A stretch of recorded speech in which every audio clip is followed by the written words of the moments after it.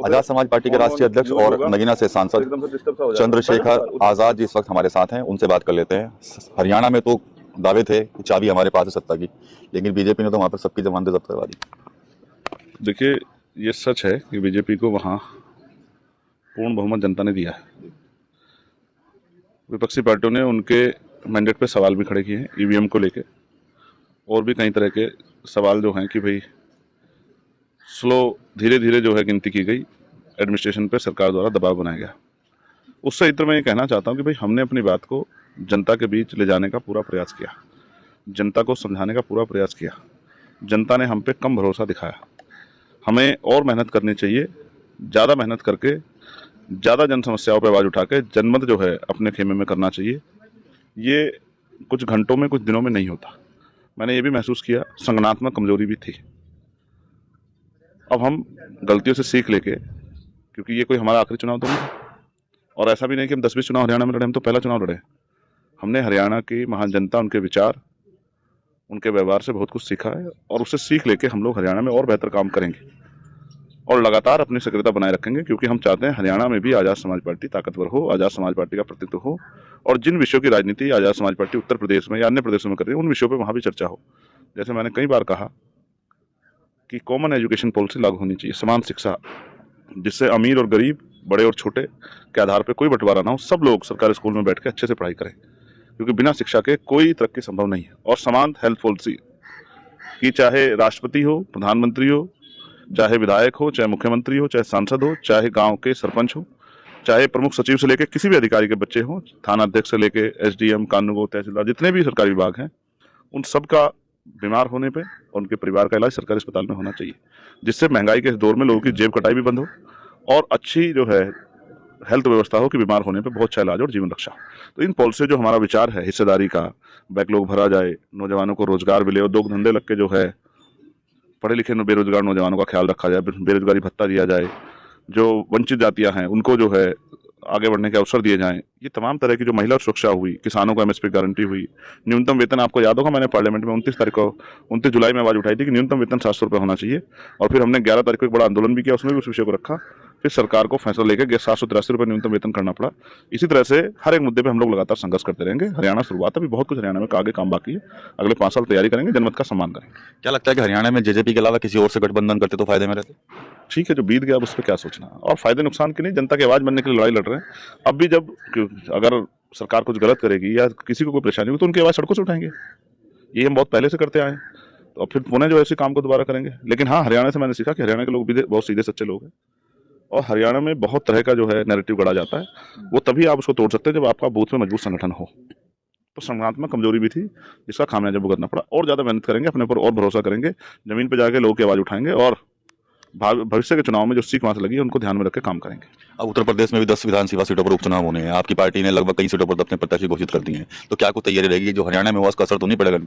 देखिए, मैं फिर आपसे कहूँगा, आपको याद होगा 2022 का विधानसभा चुनाव, और फिर आपको कितना जो है भाजपा को बहुमत मिला, और 2024 में क्या हुआ, और उसी 2024 में जहां 5 सीटें हरियाणा में विपक्ष जीता, 5 भाजपा जीती, वहीं जो है उसके 6 महीने के अंदर चुनाव में, विधानसभा चुनाव में क्या हुआ।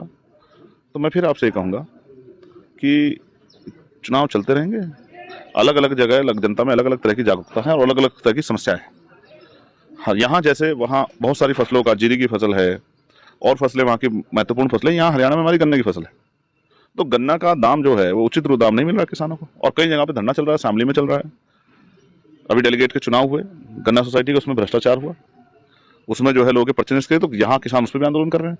तो किसानों को मिल से समय पे पैसा नहीं मिल रहा है, पूरा पैसा नहीं मिल रहा है, और यहाँ पे आबादी बहुत ज़्यादा है, तो यहाँ मजदूर परेशान है, यहाँ पढ़े लिखे नौजवान, बीएड के बच्चे परेशान है, बीटीसी की कोई भर्ती नहीं आ रही है शिक्षा विभाग में, जो पहले भर्ती आई थी उनमें घोटाले हो गए हैं, उनमें पेपर लीक हो, आपको आज भी याद होगा पुलिस की भर्ती का पेपर लीक हुआ था, जब आवाज उठाई सीएम मना करने लगे कि ऐसा कुछ है नहीं, लेकिन बाद में उस बात को स्वीकार करना पड़ा। फिर मैंने पत्र लिखा कि पुलिस की भर्ती को दोबारा कराओ, तो पुलिस की भर्ती दोबारा करानी पड़ी।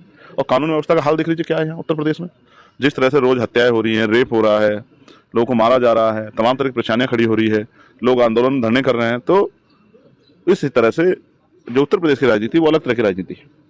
तो हम लोग कोशिश करेंगे कि उत्तर प्रदेश में बहुत बेहतर रिजल्ट आज़ाद समाज पार्टी दे। इसके लिए हमारे कार्यकर्ता, हमारे नेता भीम आर्मी आज़ाद समाज पार्टी के लगातार मेहनत कर रहे हैं और उन्होंने मेहनत करके इस जमीन में वो बल तैयार किया है कि जन समर्थन हमारे खेमे में रहे। किसी से अलायंस तो नहीं करेंगे उपचुनाव में या अकेले ही? देखिए, मैं तो बहुत कुछ चाहता था, लेकिन पार्टी के कुछ इंटरनल डिसीजन हैं, पार्टी की स्टेट कमेटी के डिसीजन। और मैंने आपको कई बार कहा आपके चैनल के माध्यम से कि हमारे यहाँ स्टेट कमेटी को प्राथमिकता दी जाती है। जो लोग फील्ड में काम कर रहे हैं, विधानसभा, जिले, प्रदेश में, मंडल में जो लोग काम कर रहे हैं, तो मैं तो कुछ चाहता था, लेकिन वो नहीं संभव हो पाया। क्योंकि अभी तक वो संभव नहीं हो पाया, क्योंकि स्टेट की टीम ने अपने तरीके से, उनका मत ये है कि हमें जो जिस स्थिति में आज हम खड़े हैं उसका आकलन करना है कि हमने जो मेहनत की है पिछले 2022 से और अब तक 2 साल में हम कहाँ खड़े हैं और हमें आगे कितनी मेहनत की जरूरत है। तो उसका आकलन, सही आकलन तभी होगा जब हम अपने बलबूते पर चुनाव लड़ें। क्योंकि अगर हम किसी के साथ मिलकर चुनाव लड़ते हैं तो आकलन नहीं हो सकता है। जैसे आप हरियाणा के लिए पूछे थे कि ऐसा होता तो क्या होता, तो अपने बलबूते पे हमारा संगठनात्मक स्थिति कैसी है, हमारे सेक्टर बूथ की जो मेहनत है वो कैसी है, जो भाईचारा हमने SC ST OBC माइनॉरिटी के लोगों में बनाया, मुस्लिम भाईचारा बनाया, वो उसकी स्थिति कैसी है, इन सब का पता तभी लगेगा जब हम अपने बलबूते मैदान में जाएंगे और हमारे कार्यकर्ताओं को मौका मिलेगा अपनी मेहनत करने का और जन समर्थन हासिल करने का। बसपा भी इस बार उपचुनाव की दौड़ में है, को कैसे देखते हैं? ठीक है, लोकतंत्र में सभी पार्टियों को लड़ना है, बसपा को भी लड़ना है और जो अन्य पार्टियां हैं उत्तर प्रदेश उनको भी लड़ना है, और जो मुख्य पार्टी है जो सत्ता में उनको भी लड़ना है। तो लोकतंत्र है, सबको अधिकार है, तो उनको अलग से देखने की जरूरत नहीं। जो जितनी मेहनत करेगा समाज का उतना, जनमानस का उतना समर्थन उनको मिलेगा। नरसिंहानंद का बयान आया था, आपने देखा होगा, उस पर काफी हल्ला हुआ है, हालांकि एक्शन भी हुआ है उनके ऊपर, क्या कहेंगे आप? देखिए, गलत है उनका बयान, और मैं समझता हूँ कि इस तरह के जो छुटभइये लोग हैं, ये अपने आप को हाईलाइट करने के लिए इस तरह के बयान देते हैं। जैसे मैं यहाँ से जमीन से सूरज पे कोई पत्थर फेंकूं तो ऐसा थोड़ी सूर्य का ताप कम हो जाएगा, या जो सूर्य की जो दर शक्ति है वो कम हो जाएगी। तो किसी भी इष्ट के ऊपर अपमान करने से उनका अपमान नहीं होता है। ये तो हमारी जबान है कि हम अपने मुंह से कुछ भी कह दें। तो कर्मों के आधार पर समाज ने महापुरुषों का चयन किया है, पीर पैगंबरों का चयन किया। ऐसे नहीं किया है कि किसी को भी पीर पैगंबर मान लेगा। उसके कर्म, उसने जो जीवन भर संघर्ष किया, किस लिए किया, अपने लिए किया, अंतिम व्यक्ति के लिए किया, गरीबों के लिए किया, कमजोरों के लिए किया या अमीरों के लिए किया, उसका संघर्ष। जैसे देश के प्राइम मिनिस्टर पे खुलेआम ही आरोप लगते हैं कि वो पूंजीपतियों की, अडानी अंबानी के करीब है, उनके दोस्त हैं। तो हम ये जो इष्ट हैं जिनका चयन जो होता है वो उनके करैक्टर से होता है, उन्होंने आजीवन क्या किया। तो हजरत पैगंबर मोहम्मद साहब का जब आप जीवन पढ़ोगे, मैंने तो उनको नहीं देखा, मैं तो इस्लाम धर्म का हिस्सा नहीं हूँ, लेकिन जब आप उनका जीवन पढ़ोगे तो आपको एहसास होगा कि उन्होंने किस तरह से पूरी जिंदगी जो है, जो हादसे पे लोग थे, जिनको अपमानित किया गया, जिनके साथ गैर, उनको बराबर लाने का और उनको कुर्सी देने का प्रॉफिट ने जो काम किया है वो अतुलनीय है। उसका उसके कोई तोड़ नहीं है। शायद उसके बाद जो है 2-3 करैक्टर और हैं इस्लाम में, हजरत उमर और तमाम लोग, जिन लोगों ने, जिन करैक्टरों ने, जिन आदर्शों ने बहुत बड़े काम किए हैं। और मैं तो ये भी कहूँगा, किसी भी धर्म के इष्ट पे टिप्पणी करना, चाहे वो सनातन के हों, चाहे वो इस्लाम के हों, चाहे वो क्रिश्चियंस के हों, चाहे वो बुद्धिस्टों के हों, और चाहे वो जैनों के हों, किसी भी धर्म के इष्ट पे टिप्पणी करना, उनको अपमानित करने के नजरिए से ठीक नहीं है। मैं इसका समर्थन नहीं करता।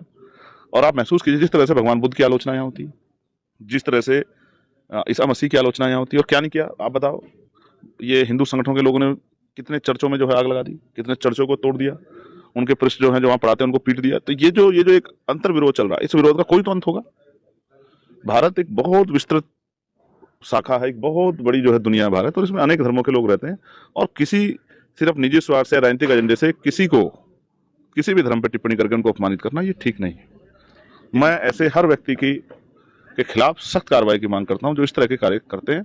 और मैं सरकार से कहूंगा भविष्य में वो इस तरह से जो है कार्रवाई करे कि दोबारा कोई इस तरह की ओछी टिप्पणियां, इस तरह की घटिया मानसिकता, निजी स्वार्थ या अपने आप को चमकाने के लिए इस तरह की भाषा का प्रयोग न करे, जिससे कि माहौल खराब हो।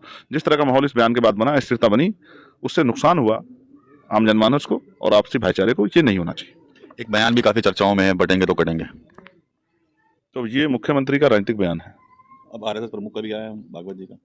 और ठीक है, तो बांटा तो उन्हीं लोगों ने है जिन लोगों ने इस सनातन धर्म की व्यवस्था में ऊंच नीच की भावना पैदा की है, छोटे बड़े की भावना पैदा की है। किसी को मंदिर में जाने से रोकते हैं, किसी को मूछे रखने पे मारते हैं, किसी को जो है घोड़ी बैठने में मारते हैं।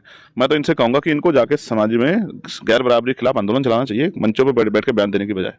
अभी आपने देखा उत्तर प्रदेश में एक हिंदू MLO को और एक हिंदू ही जो है उसने क्या नाम वकील ने सार्वजनिक रूप से पीट दिया। वो भाजपा के MLA, सोचे विपक्ष के MLA भी नहीं। तो कौन बांट रहा है? जाति धर्म के आधार पर ऊंच नीच की व्यवस्था आपने पैदा की है, जाति के आधार पर अपमानित करने का काम आपने किया है, जाति के आधार पर लोगों का शोषण करने का काम आपकी व्यवस्था ने किया। तो आप किस आधार पर कह दो कि बटन कटेंगे? ये चुनावी नारा है। अगर इसमें जरा सा भी सच होता तो डॉक्टर बाबा साहब अम्बेडकर को बौद्ध धर्म की दीक्षा नहीं लेनी पड़ती। 2 दिन बाद 14 अक्टूबर है, 1956 में बाबा साहब अम्बेडकर ने बौद्ध धर्म की दीक्षा ली थी। इसी व्यवस्था से अपमानित होकर ली थी, क्योंकि इस व्यवस्था में ऊंचे पायदान बैठे लोगों ने